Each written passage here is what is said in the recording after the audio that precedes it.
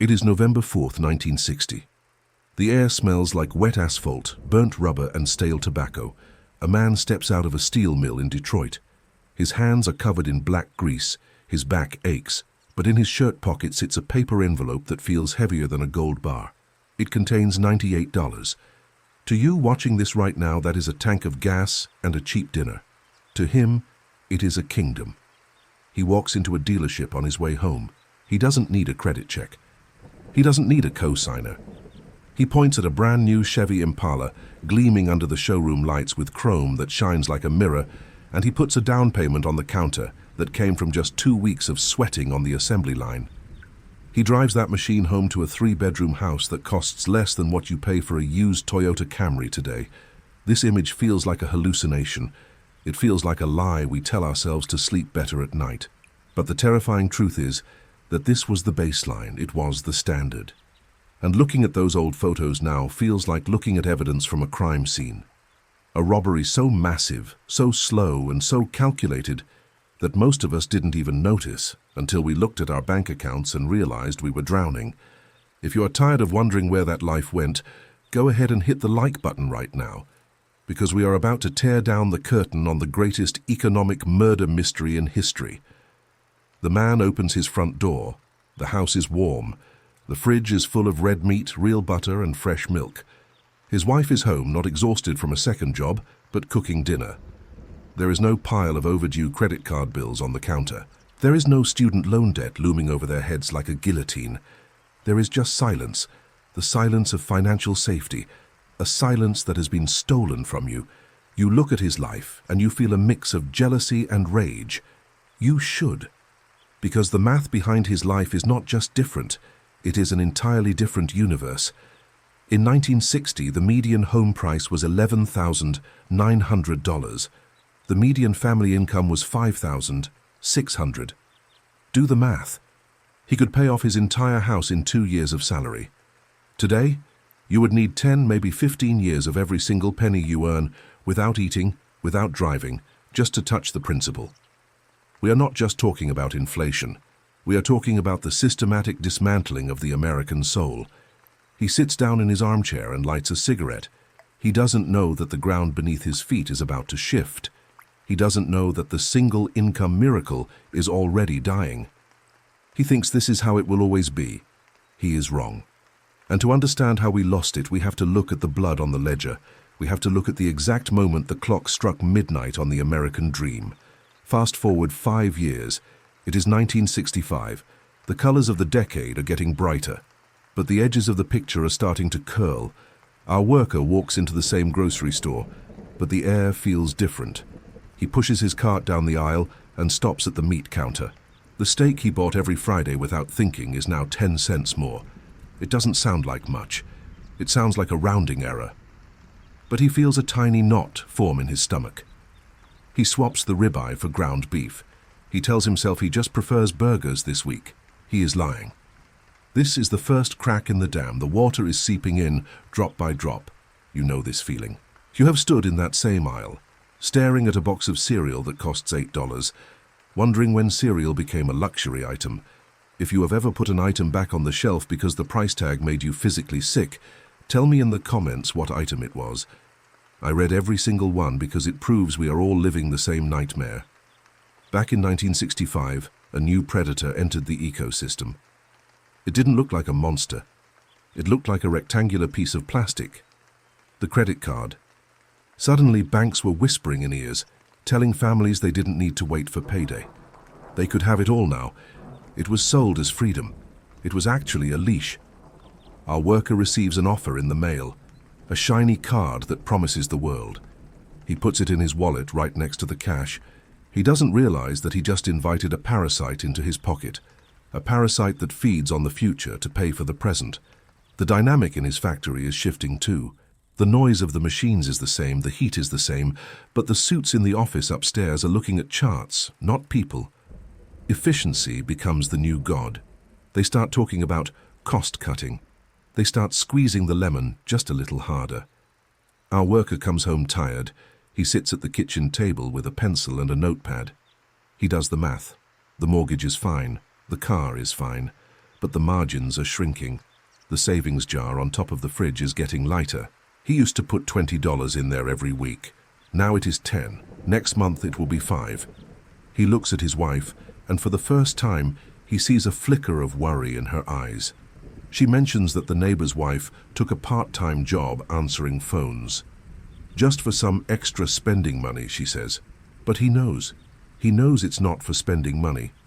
It's for survival. The single income is starting to suffocate.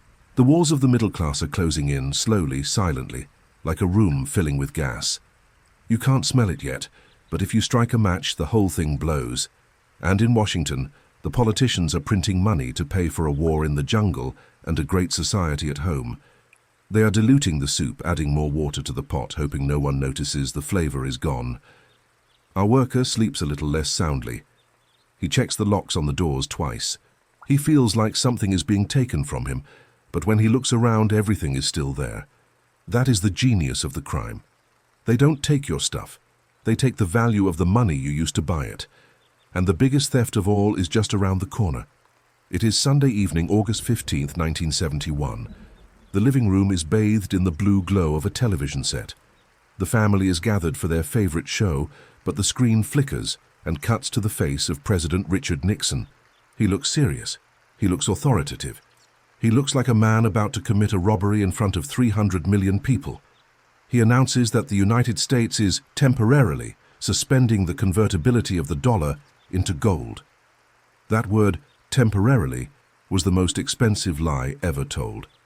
In that split second, the anchor was cut.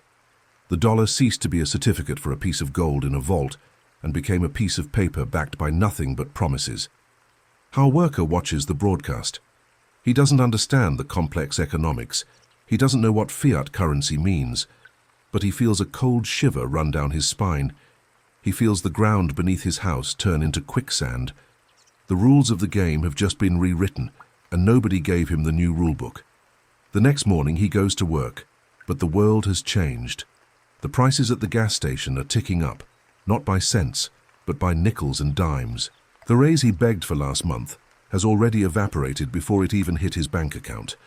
He is running on a treadmill that is speeding up, and his legs are starting to give out. If you believe that decoupling our money from gold was the beginning of the end for the middle class, hit the like button. Let's see how many of us see through the smoke and mirrors. The silence in his home is replaced by tension. The single income is no longer enough. It is not a luxury anymore. It is a mathematical impossibility. He sits at the kitchen table, head in his hands. The shame is burning a hole in his chest. He feels like a failure. He feels like he isn't man enough to provide, but it's not his fault. The currency is rotting in his pocket. Then comes the hardest day of his life. His wife walks into the kitchen wearing a uniform. Maybe it's a diner waitress dress. Maybe it's a cashier's smock. She forces a smile and says it will be good for her to get out of the house. He knows she is lying to protect his pride. She is going to work because they are drowning. The single income miracle is dead, buried in a shallow grave by government decree. Now they need 2 engines just to keep the plane from crashing. They are tired. They are irritable. The family dinner, once a sacred time of abundance, becomes a rushed affair of cheap casseroles and exhausted silence.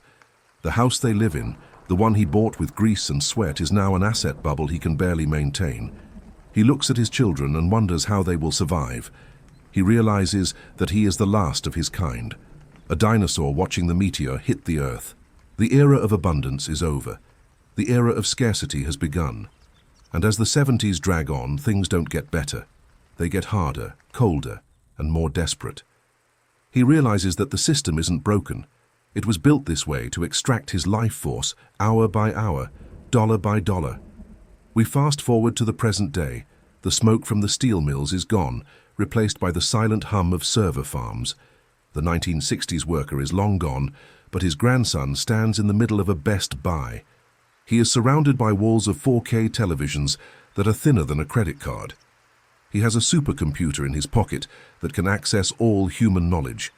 He is wearing designer sneakers. On the surface, he looks like a king. He looks infinitely richer than his grandfather ever was. But this is the greatest optical illusion ever performed. This is the anesthesia they gave us while they performed surgery on our wallets. We traded the white picket fence for a Netflix subscription. We traded the deed to a house for an iPhone on a payment plan. The grandson walks out of the store with a new gadget, feeling a momentary hit of dopamine. He gets into his car, which is really just a computer on wheels, and drives home. But he doesn't drive to a 3-bedroom house he owns. He drives to a 600-square-foot apartment that costs him 50% of his take-home pay. He has roommates at age 30. He has a master's degree framed on the wall that cost him more than his grandfather paid for his entire home, and that degree is currently serving him coffee. This is the survival strategy of the modern era: distraction. We are drowning in cheap plastic goods from overseas while the cost of being alive, housing, healthcare, education, has gone vertical. They made the toys cheap so you wouldn't notice that the kingdom was being sold off. If you look at your own expenses and feel like you are running just to stay in the same place, drop a comment below saying, "Rat race." I want to see how many of us are trapped in this cycle, because the math is undeniable. In 1960, a house was twice the average yearly salary. Today, in many cities, it is 10, 12, even 20 times the average salary. The bridge has been burned. The ladder has been pulled up. The grandson sits on his rented couch, eating delivery food that cost him an hour of labor. And he wonders why he feels so anxious. He wonders why he can't sleep. It's because deep down, his primal brain knows he is vulnerable. He knows he owns nothing. He is a serf with a smartphone. The system shifted from rewarding production to rewarding asset ownership. If you didn't own a house or stocks before the music stopped, you were left without a chair. The single income miracle wasn't just about money. It was about dignity. It was about the ability to look at your family and know with absolute certainty that you could protect them. That feeling has been evicted. And in the final part of this story, we have to ask ourselves, is it gone forever? Or is there a way to escape the trap that was set for us 50 years ago? The answer might be the most painful part of all. So, here we are. We have traced the bloodline from the abundance of the steel mill to the anxiety of the gig economy. We have seen how the promise of a single income was dismantled, brick by brick, law by law. And now you are left with the most important question of all. What do you do about it? Waiting for the politicians to fix this is like waiting for the arsonist to put out the fire. They won't. The system is working exactly as it was designed to work for them. It relies on your ignorance. It relies on you thinking that if you just work harder, if you just skip that latte, you will magically teleport back to 1960. You won't. The dollar in your pocket is not the same dollar your grandfather held. His dollar was a store of value. Your dollar is a melting ice cube. If you try to save your way to wealth using the old rules, you will lose. The harsh reality is that the single income miracle was not a miracle. It was a contract, a social contract that said, if you gave your time and your loyalty, the system would guarantee your security. That contract has been shredded. The pieces were thrown into the wind in 1971. We are now living in a world of financial Darwinism. The only way to survive the modern era is to stop thinking like a worker and start thinking like an owner. The people who are winning today are not the ones with the highest salaries. They are the ones who own the assets that inflate while your currency devalues. They own the houses, the stocks, the businesses.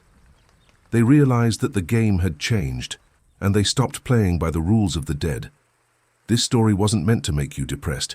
It was meant to wake you up. Nostalgia is a dangerous drug. It feels good to look back at the chrome bumpers and the cheap steaks and wish we were there. But we can't live in the past. We have to survive the present. The American dream isn't dead, but it has been privatized. It is no longer a birthright. It is a prize for the few who understand how the machine works. So, look at that old photo of the 1960s family one last time. Don't look at it with envy. Look at it as a reminder of what was taken from you, and let that anger fuel your next move. Educate yourself. Buy assets. Protect what is yours. Because nobody is coming to save you. You have to save yourself. If this video opened your eyes to the reality of our economy, make sure you are subscribed. We are going to keep digging into the truth that they don't teach you in school. The past is gone, but your future is still up for grabs. Don't let them take that too.